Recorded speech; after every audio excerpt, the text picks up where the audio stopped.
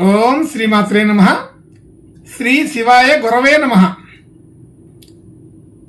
యః కర్త జగతాం భర్త సంహర్త మహసాం నిధి ప్రణమామితమాదిత్యం బహిరంతస్తమోపహం. వీక్షకులు నమస్కారం. నేను మీ దేవులపల్లి రామకృష్ణ శాస్త్రి, ఆర్కే మాతృశ్రీ తెలుగు జ్యోతిషపరమైన యూట్యూబ్ ఛానల్. ఇప్పుడు ఫిబ్రవరి నెల 18వ తేదీ నుండి ఫిబ్రవరి నెల 24వ తేదీ వరకు గల గ్రహ స్థితిగతులని ఒకసారి పరిశీలన చేద్దాం. కుంభరాశిలో సూర్యగ్రహం, శనిగ్రహం, అలాగే మీనరాశిలో రాహుగ్రహం, మేషరాశిలో గురుగ్రహం, వృషభ రాశిలో చంద్రగ్రహం, అలాగే కన్యా రాశిలో కేతుగ్రహం, మకర రాశిలో బుధ శుక్ర కుజ గ్రహాలు సంచరిస్తున్నాయి. ఇటువంటి గ్రహ స్థితి గతులని అనుసరించి ఈ వారం రాశులకి వార ఫలాలు తెలుసుకుందాం. ఓం శ్రీమాత్రే నమః.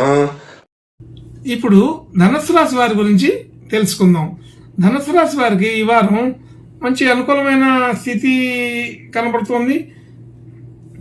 అనుకున్న పనులు అనుకున్నట్టుగా చేయగలుగుతారు. సకాలంలో పనులు పూర్తి చేసుకొని సంతోషంతో ఉంటారు. ముఖ్యమైన బంధువులు మిత్రుల్ని కలవగలుగుతారు. అలాగే శుభకార్యాల్లో పాలు పంచుకోగలుగుతారు. మీ సంబంధమైన విషయాల్లో అది ఆస్తిపాస్తుల వ్యవహారాలు, ఏదైనా ఆర్థికపరమైన విషయాలు ఉంటే వాటిల్లో ఏదైనా వివాదాలు ఉంటే అవన్నీ కూడా తొలగిపోయే అవకాశం ఉంది. అలాగే సరైన నిర్ణయాలు తీసుకొని అనుకూలమైన వాతావరణాన్ని సృష్టించుకోగలుగుతారు. ఆర్థికపరమైన ఒత్తిడిని తగ్గించుకోగలుగుతారు. ధనయోగాదులు బాగానే ఉన్నాయి. ధనస్థానంలో బుధ శుక్ర కుజగ్రహాలు ఉన్నాయి. ఈ మూడు గ్రహాలు కూడా ధనయోగాల్ని అనుకూలపరిచేవిగానే తెలుస్తుంది. అయితే మాట తీరు వ్యవహారంలో కుజ సంబంధం వలన కొద్దిగా అధికంగా మాట్లాడటం, ఇబ్బంది పెట్టడం అనేది చేయకుండా ఉండండి. మాట కఠినంగా ఉంటుందని తెలుస్తుంది. ఈ వారం కొత్త వాళ్ళతో మాట్లాడితే చాలా జాగ్రత్తగా ఉండాలి. కుటుంబ సభ్యులు, బంధుమిత్రులు అందరితో కూడా అనుకూలత ఉంటుంది. అవి అన్నీ కూడా మిశ్రమ ఫలితాలుగా కనబడుతున్నాయి.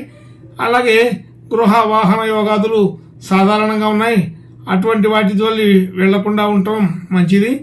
అలాగే విద్యా వ్యవహారాదులు నడిపే వాళ్ళకి మంచి అనుకూలమైన స్థితిగతులే ఉన్నాయి.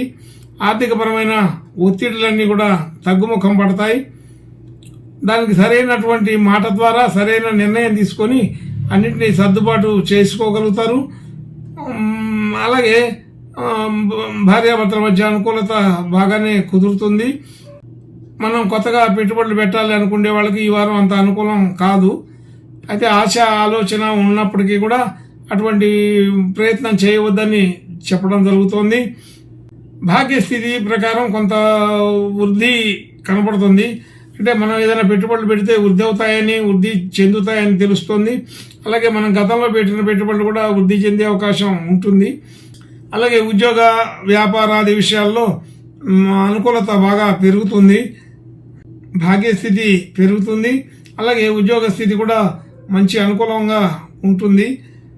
ఉద్యోగ సంబంధించిన విషయాల్లో కీర్తి గుర్తింపు కలుగుతుందని తెలుస్తుంది. అలాగే మనం చేసిన పనులన్నీ కూడా అనుకూలమైన వాతావరణంగా మారి లాభసాటిగా ఉంటాయని తెలుస్తుంది. చేసే ఖర్చులు వ్యవహారాదులు అన్నీ కూడా సాధారణంగా ఉంటాయి. అయితే అనుకూలమైన స్థితిగతులుగానే చెప్పుకోవచ్చు. ఈ ధనుసు రాశి వారికి ఈ వారం చెప్పుకోదగిన ప్రత్యేకమైన స్థితిగతులు ఏమీ మారలేదు.